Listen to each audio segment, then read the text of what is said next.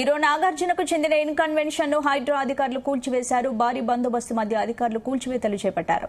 తుమ్మకుంటలో చెరువును ఆక్రమించి 3 ఎకరాల్లో కట్టిన ఇన్కన్వెన్షన్ ను హైడ్రా అధికారులు కూల్చివేయడం జరిగింది.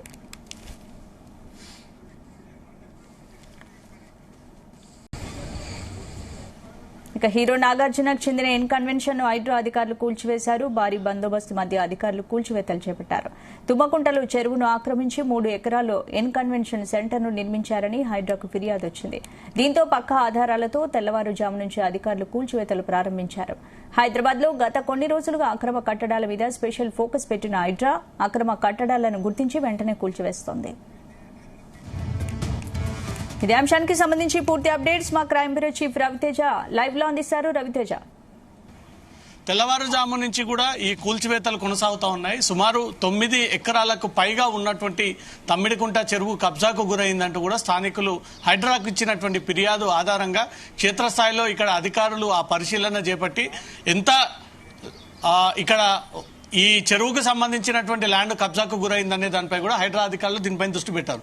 నా లెఫ్ట్ సైడ్ లో ఇదే తమ్మిడికుంట చెరువు, కొంత చరిత్ర కలిగినటువంటి చెరువు, కొన్ని ఏళ్ల తరబడి ఉన్నటువంటి చెరువు. ఈ చెరువుని పూర్తి స్థాయిలో వెనక నుంచి మొదలు పెట్టుకుంటే అక్కడ ఉన్నటువంటి ఆ భారీ చెట్టు నుంచి మొదలుకొని ఇక్కడ వరకు కూడా ప్రహరీ కూడా క్లియర్ గా స్క్రీన్ పైన కనబడుతుంది. ఆ ప్రహరీ గోడ ఏదైతే ఇన్కన్వెన్షన్ కి సంబంధించినటువంటి ప్రహరీ గోడ నాగార్జున చెరువు ల్యాండ్ ని కబ్జా చేసి ఆ ఇన్కన్వెన్షన్ లోపలికి ఆ ల్యాండ్ అంతా తిప్పుకొని ప్రహరీ గోడ ఏర్పాటు చేసి ఈ చెరువుకు చెందినటువంటి నీళ్లు ఎక్కడ కూడా లోపలికి రాకుండా ఆ ప్రహరీ గోడను ఏర్పాటు చేసి ఈ చుట్టుముట్టుగా ఈ ల్యాండ్ అంతా కూడా తన ఆధీనంలోకి తీసుకొని కబ్జాకు గురి చేసినటువంటి దృశ్యాలు కళ్ళకు కట్టినట్టుగా కనబడతా ఉన్నాయి. ఇదంతా కూడా చెరువు ల్యాండ్.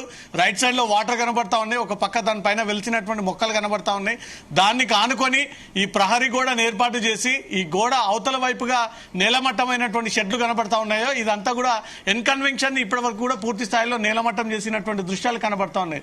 ఈ సుమారు 2 ఎకరాలకు చెందినటువంటి కాంపౌండ్ ఇది. ఈ కాంపౌండ్ అంతా కూడా నేలమట్టం చేసి అవంతా కూడా పార్ట్స్ అన్ని విడగొట్టేసి అక్కడి నుంచి ఆ పార్ట్స్ అన్ని కూడా తొలగిస్తా ఉన్నారు. హైడ్రా అధికారిక తొలగింపు చర్యలు కొనసాగుతాయి. ఇక్కడ స్థానికులు ఉన్నారు. గతంలో ఫిర్యాదులు అందజేసినటువంటి స్థానిక ప్రజలు 2014లో మీరు ఫిర్యాదు ఇచ్చారా? ఈ 2024లో ఫిర్యాదు ఇచ్చారా? అప్పుడు ఫిర్యాదు ఇచ్చినప్పుడు అధికారులు ఎందుకు స్పందించలేదు? ఇప్పుడు ఎందుకు స్పందించారు? 2010 నుంచి ఈ ఎంక్రోచ్మెంట్ల మీద మేము ఫిర్యాదు ఇస్తున్నాము. రంగారెడ్డి జిల్లా కలెక్టర్కి, అప్పుడున్న కలెక్టర్కి ఇచ్చాము. అట్లాగే తెలంగాణ వచ్చిన తర్వాత రాష్ట్ర ప్రభుత్వాన్ని దృష్టికి తీసుకెళ్లాము.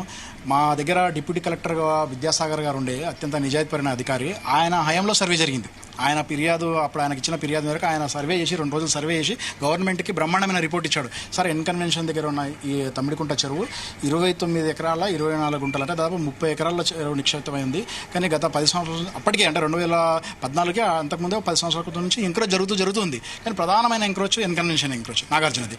ఈ నాగార్జున ఏంటంటే చట్టాల పట్ల ఆయనకు అవగాహన ఉంది. ఆయనకు వాటర్ బాడీస్ అంటే ఏంది, చెరువు అంటే ఏంది, ఎఫ్టీఎల్ అంటే అన్నీ తెలుసు. అయినా సరే తెలిసి కూడా ఆయన రోజు పెద్ద ఎత్తున కబ్జా పెట్టినప్పుడు కూడా దందా చేశాడు. గత 10 సంవత్సరాల నుంచి మొత్తం ఆయన ఈ పెద్ద ఎత్తున దందా చేసిన పరిస్థితి ఉంది.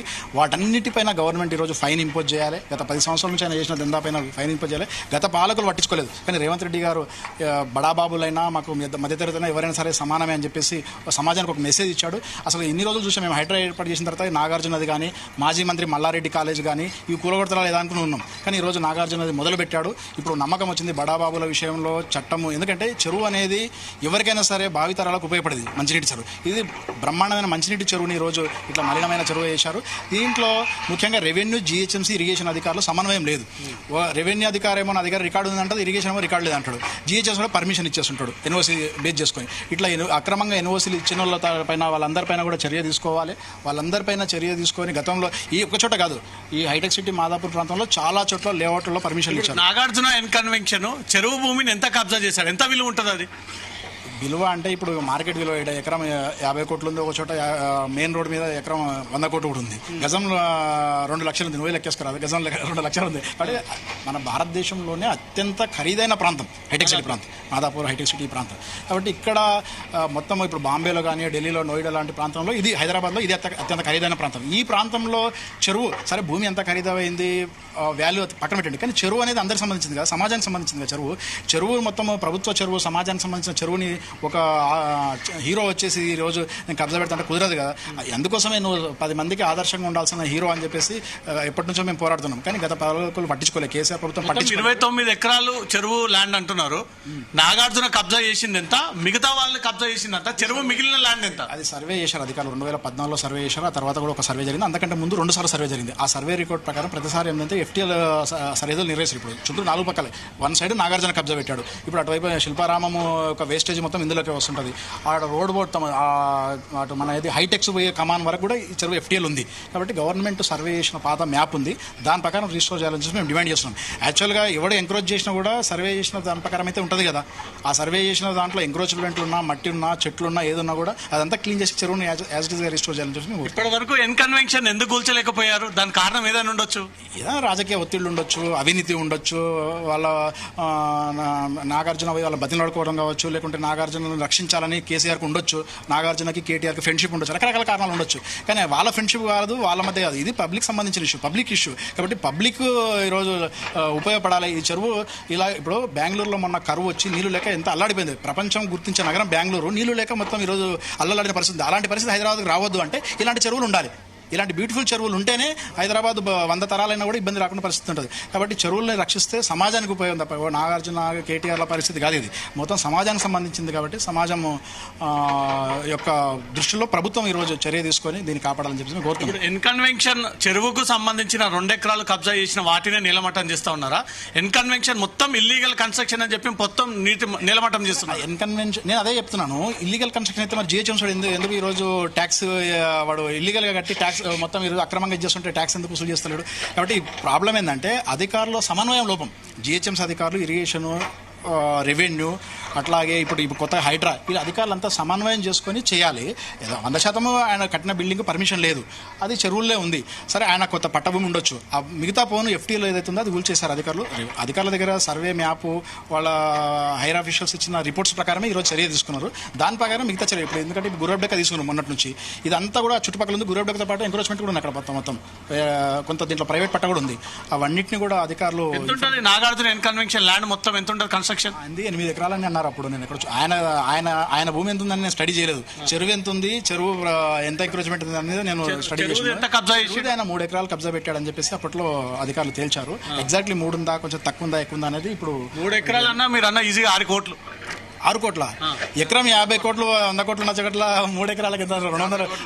50 కోట్ల ప్రకారంగా 150 కోట్లు, 150 కోట్ల ప్రాపర్టీని కబ్జా చేసిండు. అట్లా డబ్బు పరంగా చూస్తే నాగార్జున 1000 కోట్లు ఉన్నాడు. వ్యభిచారం చేసిండు కదా, బిగ్ బాస్ లాంటి వ్యభిచారం చేసి కూడా సంపాదించడు. డబ్బు సంపాదించిండు, ఎంత సంపాదించిన ఇష్యూ కాదు. చెరువు మాదండి, చెరువు పబ్లిక్ది. ఆయన దగ్గర డబ్బులు ఎంత ఉండదు, 150 కోట్లు కాదు, 200 కోట్లు కావచ్చు. ఏ పని చేసినా డబ్బులు వస్తాయి. బిగ్ బాస్ పెట్టేసి బట్టలు ఇప్పించి బిగ్ బాస్ చేస్తే 300-400 కోట్లు వచ్చినాయి.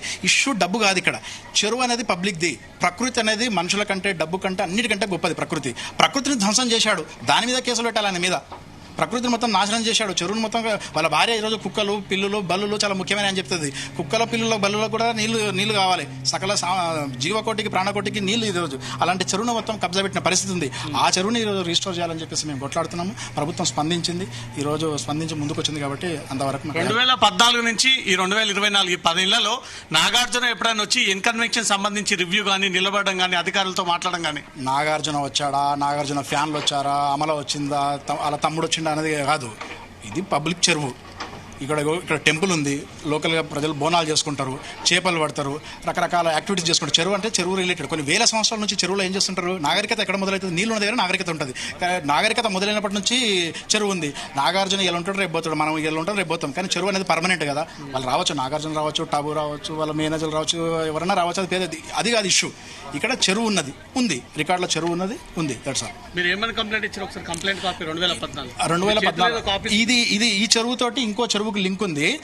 ఈ చెరువుతోటి ఓవర్ఫ్లో అయిపోయిన తర్వాత, ఫుల్ ట్యాంక్ లెవెల్ అయిపోయిన తర్వాత ఇంకో చెరువుకి నీళ్ళు పోతుంది. ఈ నాలను మొత్తం నమిలేశారు. ఈ నాలను కూడా ఈ తమిడికుంట చెరువు నుంచి ఈదులకుంట పోయే నాలను మొత్తం నమిలేసి ఈదులకుంట మొత్తం మాయం చేశారు. ఈదులకుంటలో మీకు హైలైట్ జోక్ ఏంటంటే, రెవెన్యూ వాడు నాకు ఇన్ఫర్మేషన్ ఇస్తాడు ఏమని, ఇది చెరువు ఉంది అని చెప్పేసి. రెవెన్యూ వాడు శిఖంలో చెరువు ఉందని చెప్పేసి, 6 ఎకరాల చెరువు ఉందని చెప్పేసి. ఇరిగేషన్ వాడు రికార్డు లేదంటాడు. GHMC వాడు పర్మిషన్ ఇచ్చాడు. ఇక్కడే GHMC, రెవెన్యూ, ఇరిగేషన్ వాళ్ళకి సమన్వయం లేదు.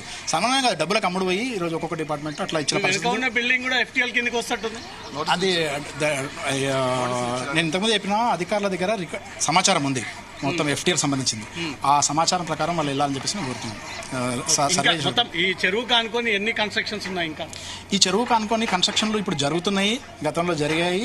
చుట్టుపక్కల కూడా గతంలో వ్యవసాయం చేసేది, ఇప్పుడు అవతల సైడ్ అగ్రికల్చర్ చేసేది. ఇప్పుడు అగ్రికల్చర్ లేదు కాబట్టి వాళ్ళంతా చిన్న చిన్న హట్స్ వేసి వాటర్ బోర్లు వేసి దందా చేసుకుంటున్న పరిస్థితి ఉంది. వాటన్నిటి మొత్తం టోటల్ గా గ్రౌండ్ రిపోర్ట్ రంగనాథ్ గారి దగ్గర ఉంది. చెరువు సంబంధించి పొలిటికల్ వాళ్ళు ఉన్నారు దీంట్లో ఇన్కన్వెక్షన్ కాకుండా. ఇక పొలిటికల్ వాళ్ళు అంటే ఇవాళ ఒక పార్టీలో ఉంటాడు, రేపు ఇంకో పార్టీలో ఉంటాడు, ఎల్లుండి ఇంకో పార్టీలో ఉంటాడు. కాబట్టి ఏ పొలిటికల్ ఏ పార్టీలో నేను పర్మనెంట్ కమ్యూనిస్ట్ పార్టీ అండి. మిగతా ఇప్పుడు ఈయన కమ్యూనిస్ట్ పార్టీ, నేను కమ్యూనిస్ట్ జీవితంలో కమ్యూనిస్ట్ పార్టీలో ఉంటాం. ఇవాళ ఒక పార్టీ రేపు ఒక పార్టీల గురించి కాదు, కానీ పొలిటికల్ వాళ్ళు ఉంటారు. అధికారం ఏ పార్టీ వస్తే ఆ పార్టీలకు జంప్ అయ్యేవాళ్ళు చాలా మంది ఉంటారు. అట్లా ఉండొచ్చు, ఇక అది డెప్త్లో చేయాలి. బట్ చెరువు వరకు చెరువు ఎంత నిక్షిప్తమైంది, చెరువు ఎంత ఎంకరేజ్ అనే వరకు మేము స్టడీ చేసాం. దాని ప్రకారం ఆయనకు కంప్లైంట్ ఇచ్చాము. ఆ రకంగా చర్య తీసుకున్నాం. ఏం చెప్తారు హైడ్రా కమిషనర్కి జీ న్యూస్ ద్వారా? Exactly hats off Hydraa. ఎందుకంటే కమిషనర్ గారు మీరు ఆయనకు రంగనాథ్ గారికి నిజాయితీ అధికారి అని పేరుంది. ముఖ్యమంత్రి గారు కూడా మాట ఇచ్చాడు, మేము చెరువులను రక్షిస్తామని చెప్పేసి. ఆ ఇచ్చిన మాట మేరకు చెరువులను రక్షిస్తున్నామని చెప్పేసి నమ్ముతున్నాము. అయితే ఇక్కడితో ఆగొద్దు, ఇది కేవలం 4-5 కూల్చివేతలతో ఆగొద్దు. చెరువుల పరిరక్షణ కోసం ఇల్లీగల్గా లేఅవుట్లు చేసిన అధికారులపైన చర్య తీసుకోవాలి. ఇల్లీగల్గా లేఅవుట్లు చేస్తే ఎన్ఓసి ఇరిగేషన్ అధికారుల మీద చర్య తీసుకోవాలి. ప్రభుత్వ భూములు కాపాడకపోయిన రెవెన్యూ అధికారుల మీద చర్య తీసుకోవాలి. రిటైర్డ్ అయ్యి ఇంట్లో పడుకుంటున్న అధికారుల మీద కూడా చర్యలు తీసుకోవాలి. ఎందుకంటే ఇప్పుడు ఫర్ ఎగ్జాంపుల్ ఈ చెరువు కలకలాడేటప్పుడు, ఈ చెరువులో మట్టి వచ్చేటప్పుడు ఏ అధికారి అయితే ఉన్నాడో అతను ఇప్పుడు రిటైర్డ్ అయింటాడు, కానీ ఆయన కూడా చర్య తీసుకోవాలి. ఇవన్నీ అట్లా డెప్త్గా ఆలోచించి ప్రభుత్వం ఫైన్ ఇంపోజ్ చేసి కఠిన చర్యలు తీసుకుంటేనే చెరువు రక్షించబడుతుందని చెప్పేసి. ఇప్పుడు జన్వాడ ఇష్యూ కూడా తెలంగాణ వ్యాప్తంగా హాట్ టాపిక్ ఉంది. అలా కేటీఆర్ ఉన్నాయి, చాలా మంది ఫామ్ ఉన్నాయి. ఈ విషయంలో మీరు సిపిఎం పార్టీ తరఫున హైడ్రాని ఏం కోరుతారు? ఒక జన్వాడ కేటీఆర్ విషయంలోనే కాదు, కేటీఆర్ అయినా, కేసీఆర్ అయినా, చిరంజీవి అయినా, నాగార్జున అయినా, ఇంకోడైనా, ఇంకా సమరసింహారెడ్డి అయినా, నరసింహారెడ్డి, వీళ్ళ సమస్య వ్యక్తులది కాదు. ప్రభుత్వము చెరువులు ఎక్కడెక్కడ ఉన్నాయో, చెరువులు ఎక్కడెక్కడ జాగ్రత్తగా ఉంటే వాటిని కాపాడాలి. చెరువులు ఎంక్రోచ్మెంట్ అయ్యి, గ్రీన్ బాడీస్ ఎంక్రోచ్మెంట్ అయితే అది ఎవడైనా ఉండని తీసేయాలి. ఇప్పుడు మంత్రి మల్లారెడ్డి గవర్నమెంట్ చెరువులో కట్టాడు, తీసేయాలి. నోటీస్ ఇచ్చేసి ఆ పిల్లల్ని మొత్తం వేరే దగ్గర షిఫ్ట్ చేసి కాలేజీ మొత్తం తీసేయాలి. అట్లా ఎవరైనా సరే, జన్వాడైనా సరే, ఇంకేదైనా సరే, చెరువులు ఎక్కడ ఎంక్రోచ్ అయినా కూడా తీసేయాలి. జన్వాడది కూడా FTLలో ఉండి, బఫర్ జోన్లో ఉండి, 311 ఉంటే తీసేయాలి. దాన్ని కూడా ఖచ్చితంగా తీసేయాలి. తీసేస్తేనే సమాజానికి ఈ పెద్దల విషయంలో, సామాన్యుల విషయంలో ఒకేలాగా ఉందనే మెసేజ్ వెళ్తుంది. లేకపోతే పెద్దల విషయంలో హైడ్రా అలానే వ్యవహరిస్తుంది, పెద్దోళ్ళైనా చిన్నోళ్ళైనా. మేము హైడ్రా ఏర్పాటునే స్వాగతిస్తున్నాము. రంగనాథ్ గారు చాలా మంచి అధికారి, స్పందిస్తుండే. ఇప్పుడు నేను కూడా పర్సనల్గా ఆయనకు 2-3 సార్లు ఫిర్యాదు చేసిన, ప్రతి ఫిర్యాదుకి రెస్పాండ్ అయ్యాడు, వస్తా అంటున్నాడు, పరిశీలించాడు, చేస్తున్నాడు. ఇట్లా ఇప్పుడు దీన్ని కూడా మేము కంప్లైంట్ ఇచ్చాము, పరిశీలించాడు, చర్య తీసుకున్నాడు కదా. ఇప్పుడే కొత్తగా ఏర్పాటైంది, ఆయన చర్య తీసుకుంటే ఇప్పుడు మనం వెల్కమ్ చేయాలి. ఇప్పుడు ఆయన ఇప్పుడే అనుకున్నారా హైడ్రా ఎన్కన్వెన్షన్ నాగార్జున కూల్చేస్తారని ఎప్పుడైనా కలలని అనుకున్నారా? ప్రజాస్వామ్యంలో ప్రజల చరిత్ర నిర్మాతలు. ఈ ప్రభుత్వం కాకపోతే ఇంకో ప్రభుత్వం. అల్టిమేట్గా సమాజం అనేది ముందుకెళ్తుంటుంది. ఇప్పుడు రేవంత్ రెడ్డి చేయడం, రేవంత్ రెడ్డి ఇలా ఎంక్రోచ్మెంట్ తీయడం, రేవంత్ రెడ్డి గారికి మంచి క్రెడిట్ వచ్చింది. ఒకవేళ రేవంత్ రెడ్డి గారు కూడా కేసీఆర్ లాగానే తీయకుండా ఉండి అనుకో, ఇంకో ఆయన వచ్చి తీస్తుండే. తీయడం అయితే పక్కా, చెరువు అయితే పక్కా ఉండాలి సార్. ఎంక్రోచ్మెంట్లు తీయాలి, ఏదో ఒక సమయంలో తీయాలి. ఇప్పుడు రేవంత్ రెడ్డి గారికి, మీకు, నాకు వచ్చేది కాదు, సమాజానికి అండి. చెరువు అనేది రాబోయే భావి భారత సమాజానికి ఉపయోగపడే చెరువు ఇది. కాబట్టి రేవంత్ రెడ్డి గారు చేసిన ఈ చర్యకు మేము హర్షిస్తున్నాము. మిగతా విషయాలు కూడా అలాగే ఫార్మ్గా ఉండాలని చెప్పేసి కోరుకుంటున్నాం. రైట్, ఎన్కన్వెన్షన్ స్థితిని ఒకసారి వెనుక నుంచి పరిశీలిద్దాము. చాలా క్లియర్గా, ఓపెన్గా కనబడతా ఉంది. నా లెఫ్ట్ సైడ్లో మొత్తం 9 ఎకరాలు చెరువు, మిగిలిపోయినటువంటి చెరువు మొత్తం 29 ఎకరాలు. ఈ తమ్మిడికుంట చెరువు మొత్తం 29 ఎకరాలు. ఈ తమ్మిడికుంట చెరువు ఈ 29 ఎకరాల నుంచి 21 ఎకరాలకు చెరువు మారిపోయింది. అటుగా హైటెక్స్ రోడ్ వెళ్ళడము, ఇటువైపుగా మాదాపూర్ హైటెక్ సిటీ కనిపించడము, ఇటువైపుగా కుకట్పల్లి వెళ్ళేటువంటి రహదారి. ఈ రహదారికి ఆనుకొని ఉన్నటువంటి ఈ చెరువు ప్రాంగణాన్ని అంతా కూడా కబ్జాకు గురి చేశారు. ఎంత దారుణంగా, దౌర్జన్యంగా ఇది కబ్జాకి గురైంది అంటే చాలా స్పష్టంగా కనబడతా ఉంది. చెరువుకు ఆనుకొని అవతల వైపు రోడ్డుకి ఆ చెట్టు కనబడతా ఉన్నాయి. గ్రీనిష్ గా ఉన్నటువంటి ఆ ప్రాంగం అంతా కూడా ఎన్కన్వెన్షన్ ఆధీనంలోకి తీసుకొని, బలవంతంగా నాగార్జున తమ ఆధీనంలోకి తీసుకొని ఈ ల్యాండ్ ని కబ్జా చేసినటువంటి పరిస్థితి. ఆ చెరువుని ఆనుకొని పూర్తిగా ఇటువైపుగా ప్రహరీ కూడా కనబడతా ఉంది. ఇటుకెళ్ళ సిమెంట్ బ్రిక్స్ తో ఏదైతే నాగార్జున నిర్మించుకొని ఈ చెరువు ల్యాండ్ అంతా కూడా దాంట్లోకి కబ్జా చేసుకున్నటువంటి దృశ్యాలు అక్కడ చాలా స్పష్టంగా కనబడతా ఉన్నాయి. ఆ బ్రిక్స్ వాల్ ఏర్పాటు చేసుకొని అటువైపుగా ఎన్కన్వెన్షన్ వాడుకుంటా ఉన్నాడు. ఇటువైపుగా చెరువు వాటర్ ఇటువైపుగా వెళ్ళలేక ఇక్కడే ఆగిపోయి, పూర్తిగా పొల్యూటెడ్ వాటర్ అంతా కూడా ఇక్కడికే ఆగిపోయి, ఇక్కడి నుంచి కూడా ప్రజలకు ఇక్కట్లు ఏర్పడతా ఉన్నాయనే ఒక ఫిర్యాదులు కూడా రంగనాథ్కి అందుతా ఉన్నాయి. ప్రస్తుతం ప్రొక్లైన్లు, బుల్డోజర్లు యంత్రాలంతా కూడా ఇక్కడికి చేరుకొని పూర్తి స్థాయిలో ఎన్కన్వెన్షన్ ని నీలమట్టం చేసి అటువైపుగా ఉన్నటువంటి ఎన్కన్వెన్షన్ ని కూడా నీలమట్టం చేసేటువంటి ప్రయత్నాలు చేస్తా ఉన్నారు. పూర్తిగా డెమోలిష్ చేసి ఎక్కడికక్కడ చెల్లా చెదులుగా పనికి రాకుండా ఎన్కన్వెన్షన్ అన్ని పూర్తి స్థాయిలో కూల్చివేసేటువంటి ప్రయత్నాలు చేశారు, కూల్చేశారు కూడా. ఆ పైకప్పు షెడ్ ఒక్కసారి పరిశీలిస్తే పైన ఆ హాల్ కోసం ఉపయోగించేటువంటి షెడ్డునంతా కూడా నీలమట్టం చేసి కింద పడేసి ఆ కప్పు మళ్ళీ తిరిగి రీయూజ్ అవ్వకుండా వాటన్నంతా కూడా విడివిడి పాటల కిందకి మార్చేసి చెల్లా చెదులుగా హైడ్రా అధికారులు వాటిని తొలగించినటువంటి పరిస్థితి కనబడతా ఉంది. ఎన్కన్వెన్షన్ వెనక భాగం ఇది, ముందు భాగంలో పోలీసులు పూర్తిగా ఆధీనంలోకి తీసుకున్నారు. ఎన్కన్వెన్షన్ వైపు వచ్చేటువంటి 4 రహదారులన్నీ కూడా తమ ఆధీనంలోకి తీసుకొని ఈ కూల్చివేతల ప్రక్రియ కొనసాగిస్తా ఉన్నారు. Okay right, thank you Raviteja.